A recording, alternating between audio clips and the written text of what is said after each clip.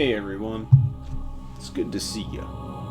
It's good old Uncle EG here to explain that new exploit that I've been taking swift advantage of in my latest runs. Just thought I'd fill everyone in, just to maybe stir up some interest in running, or just explain what you've been seeing, I guess, at the very least. So here I am to demonstrate. So let's get right into it. So, first big thing you might be wondering about what's been going on in my run videos is just what exactly am I doing? Why am I opening menus? Why am I just loading into rooms with nothing? What's the deal? So there are some properties that we need to go over about a couple different things. So, to start off, let me explain menus and how they work. So, say if I open this menu, it brings up the menu. I can't move right. I can't do anything when I'm in this menu. I can't open up the locker. I can't. Oh, well that's not supposed to happen. Well, normally you can't do something like open up a locker. You can't move, something like that. I guess that's an interesting find, what I just did there. But, you can't move. It essentially puts the game in like a pause state. And that same goes for, that in, the save menu. And, same thing with lockers. You can't do anything there either. Can't open up other menus. You can't layer menus over menus. But you may ask, oh, well, why can you do it in your runs? So, one interesting feature about specifically the options menu is that it allows you to move between rooms while you have it open, which is where everything kind of falls apart. So, say if you move to the left, you know how I told you couldn't layer menus over menus?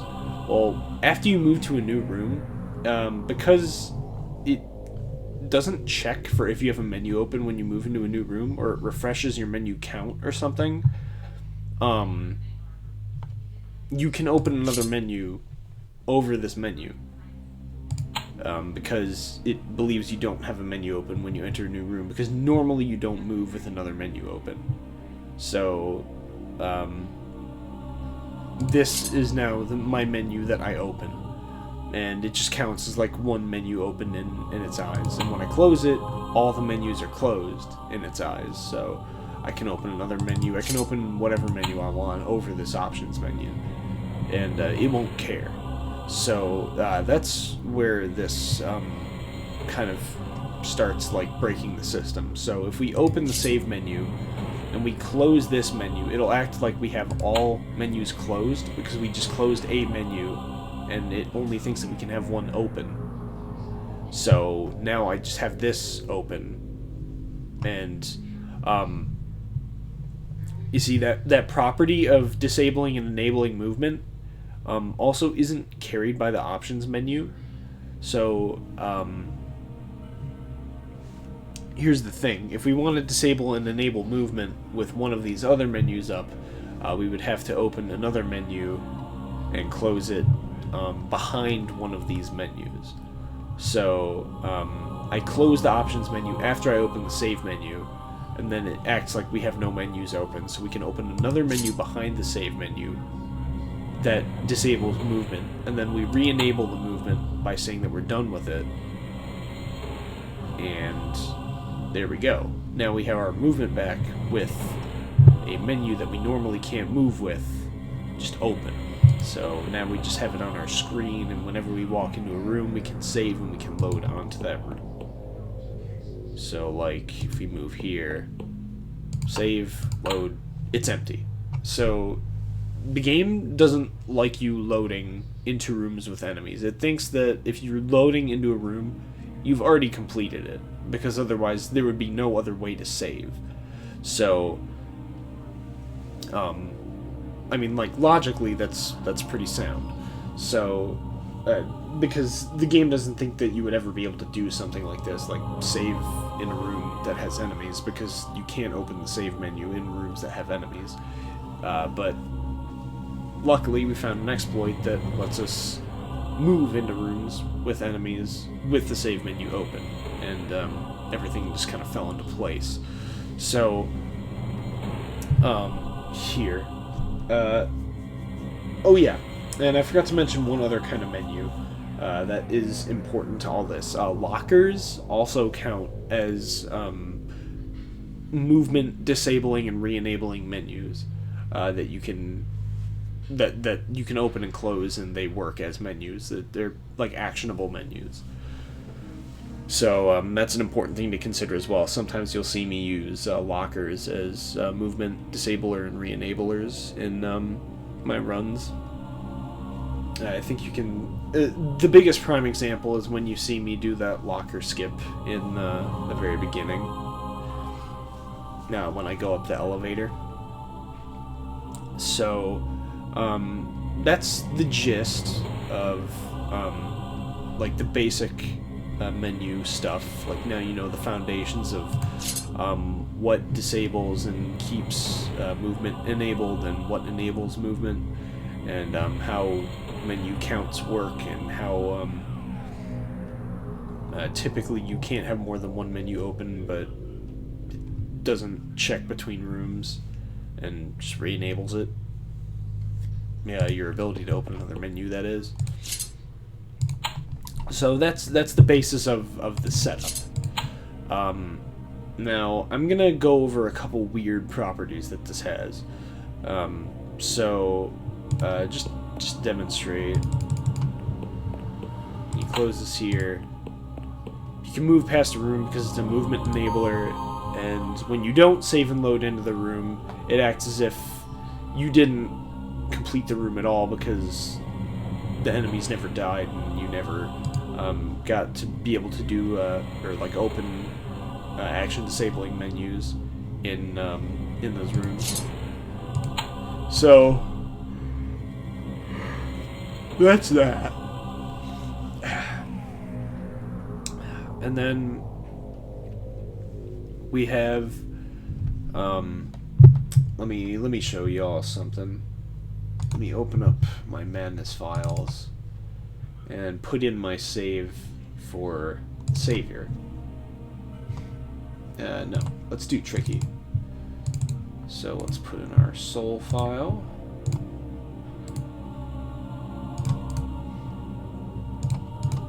Now, just another quick thing to note is that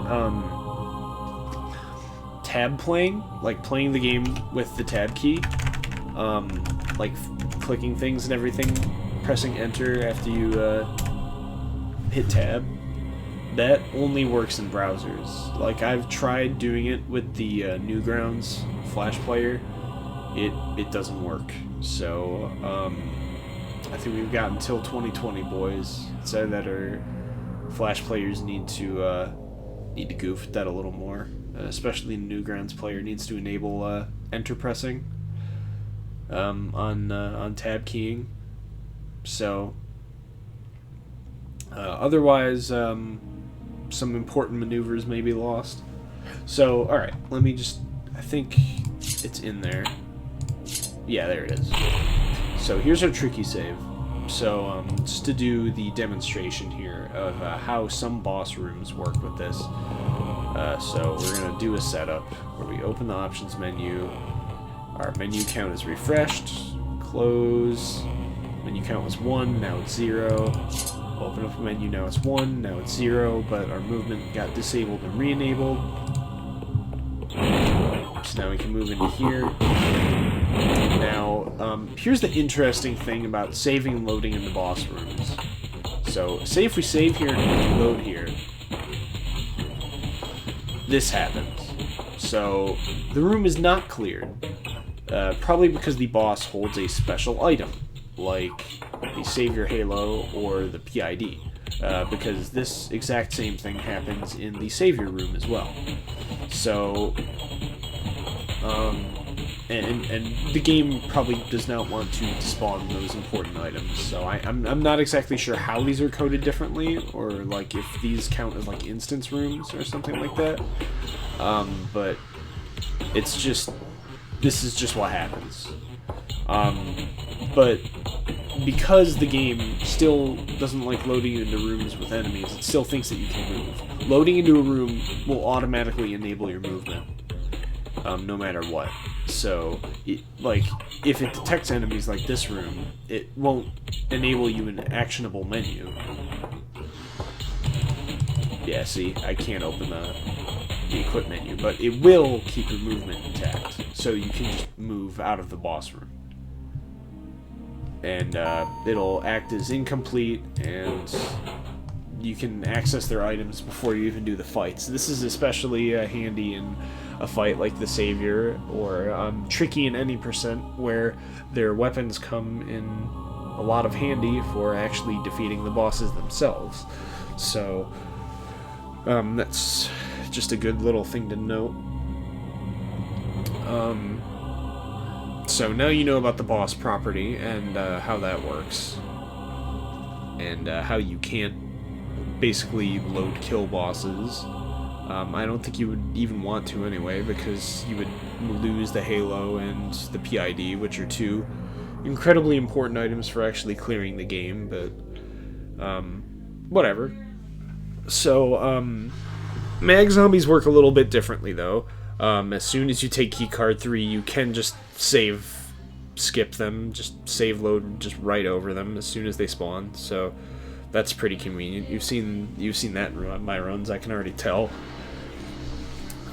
So that's pretty much all of the important stuff about save skipping and menu properties. But there is one last thing I do kind of want to just get down in a video, or like kind of show, just because I think it's really interesting. Let's do a little like load thing here, and so check this out. So if I do a setup, so there's something interesting here. I call it background play. So what we do is we load to the main menu, and normally, so like as you can see, as I'm doing tab play, it still highlights things that were in the room. It just brings up like saying go to main menu doesn't actually deload the room that you were in before. It just loads the main menu over it.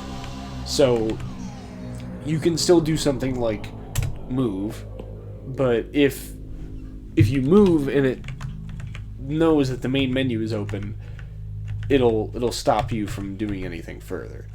However, we still have our menu here. So what if we loaded and we said that we were playing the game? Would the main menu become like unprioritized? Yes, that is the case. So what we do is, now here's something interesting. So if we say start new game, now note that we can actually just play the entire game in the background of the main menu. The main menu comes secondary. I mean, like, you can't fight because the click boxes, like the tab boxes, aren't there for like fighting and everything. But you can essentially, like, you can move around and everything in the background. Now, why did we load into this room, you may ask? Why do we have all of these advanced weapons? What's going on? So, here's the thing. There's a couple interesting things about starting the game. So, if we do that background play where we load the game, and we technically enable it for us to play behind the main menu while the opening cutscene is going on, we start from the first area, and we can move and we can play a little bit up until like about this room where we hit the encounter. This is pretty much like what happens though is that after the ending cutscene plays, the armor automatically gets replaced though. So anything that you basically weren't wearing before stays in your inventory, gets carried over, and anything your weapons actually don't get replaced, which is why it's important that between like runs, when you refresh, it gives you back your default weapons. For some reason, the default weapons they don't get replaced like this. It's really strange. I don't know why. This is something that I have to still look into a bit more with background play and everything, because I'm still not entirely sure about all of the properties of all this and what can be done with it entirely. I don't know why I still have 2 smoke grenades. It's really weird and oddly particular. But so here's the thing. I am going to just do this.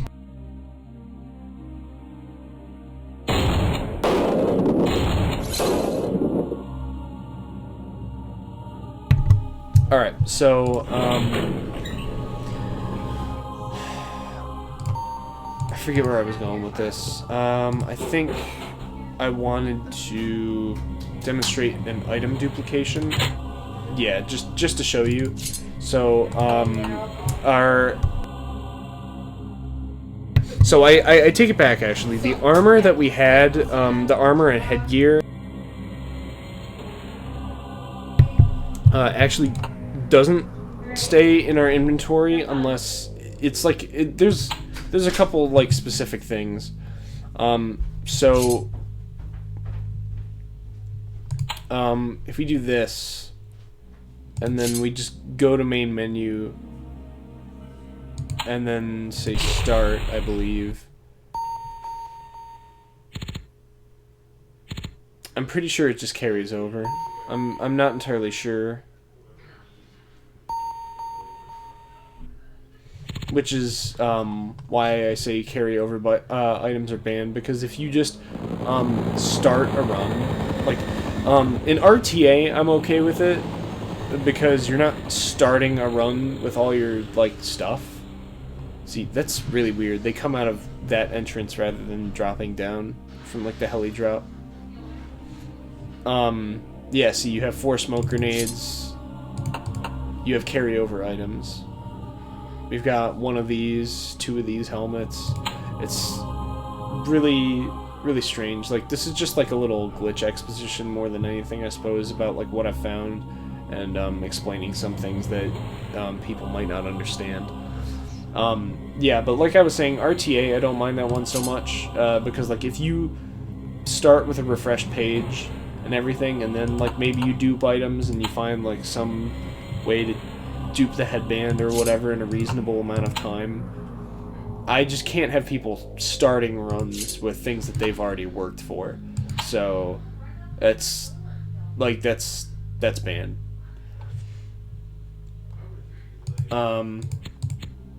So that's pretty much all I really wanted to showcase. I wanted to showcase menu movement and save skipping,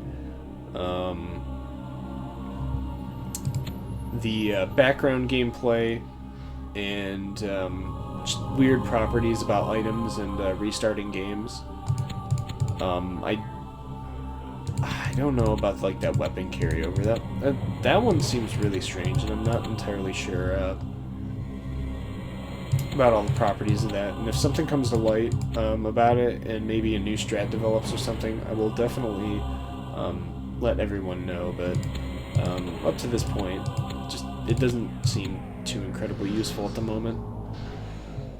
I'm probably gonna rule that scumming items from far saves in the game is gonna be pretty illegal as well. But I'm not sure. I'll rule things as they come. So that's it. That's everything I wanted to show you guys. So hopefully that cleared up any questions that you might have had about anything that you've seen in my latest save skipping runs. And if you do have any more questions, please, I encourage you to take it to the comment section, and I would be happy to respond to the best of my ability, and you know, add to the conversation, because I'm always looking to see what we can find in this game, or just talk about it, you know, because it's a cool game. It's always fun to find new things and see how far we can push our boundaries, and maybe grow some interest, and get some more runners or something, you know.